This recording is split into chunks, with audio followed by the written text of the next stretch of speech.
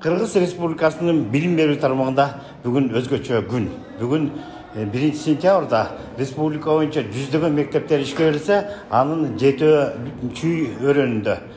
Hazır biz Alamedin rayonundagı Пригородный айылындагы мектептин açılışında turabız. İçki migrasiyanын ayынан Бишкектин чет жагына жайгашкан Пригородный айылында окуучулардын саны көп болчу. Мектеп 3-4 нөмөт менен иштеген. Eski мектепке 500 орындык заманбап имараттын курулушу менен бул көйгөй чечилди. Биздин пригород айылы бул шаарга аябай жакын жайгашкандыгына байланыштуу бул ички миграция өтө күчтүү да. Андан кийин эски мектебибиз ушул 190 орунду мектеп болчу. 400 мен балдар мектеп сабакка келип окушчу. Азыркы учурда мына жаңы мектебибиз быйыл бүттү, 500 орундук. Кудай буйруса мына кайра ушул стабилдик 2-3 мендик режимге өтөбүз. Быйыл 1 класска кызын алып келген эне жапжаң бөлмөлөрдө балдар билим алып баштаганда кубанууда. Бүгүн биз үчүн кош кубаныч болуп турат. Биринчиден кызыбыз 1 класска кирип атат. Анын ушундай жаркыраган мектеп ачылып, ошол жаңы мектепке кирип аткан үчүн дагы кош кубанычта болуп атабыз.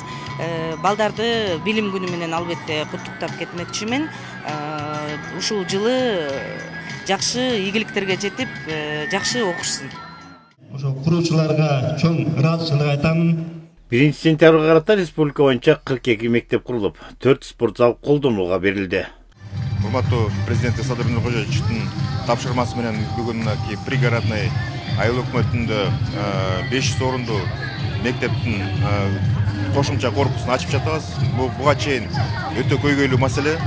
Анткени бала саны 2000ден ашык. Мурунку мектеби 200 орунду мектеп эле да. 400 миңге чейин окушкан. Мынакей ушу Сауд фонду менен президенттин демилгеси менен өзүңүздөр билгендей, чөйрөнүндөгү мектеп маселесин 2 жылдын ичинде толугу менен чечүү. Жыл башынан бери 6 айдын ичинде 15 мектеп, 1 бала бакча салынган. 8,6 миллиард сомдон ашык каражат жумшалып, 501 жерде масштабтуу курулуштар болуп жатат. Анын 141, 204 мектептин ичинен быйыл 100 мектеп бүтөт. Сталбек Абдыраев, Руслан Барененко, ЛТР каналы Чүй облусу.